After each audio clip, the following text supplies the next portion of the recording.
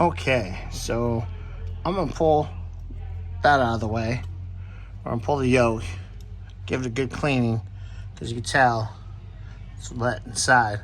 So we're gonna put a little liquid Teflon on the threads, because sometimes they'll seep out. That's why we put some on these ones, these bolts here, excuse me, because it's on the bottom, so it'll seep out through there. See if that helps, and kind of go from there. Get you guys a video here in a little bit. Okay, guys, got everything torn apart. You can see how that's all wet. It's all wet in there. So we're gonna figure this out, see what we gotta do, and then go from there. Okay, guys, well, I measured, sorry, the light's not very good, the inside there, and brought it back to, sorry guys, I'm trying to do this one-handed here. Boom, boom, boom. And the seal's a little bit big.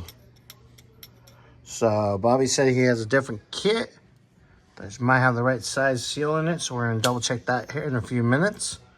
And hopefully it works out. And I can put this all back together. Yay. Okay. So, I think we found the right culprit, because look at this. Oh, a lot of small areas, guys, sorry. See how that just kind of slips over? Well, let's see if I can do this one-handed. This one.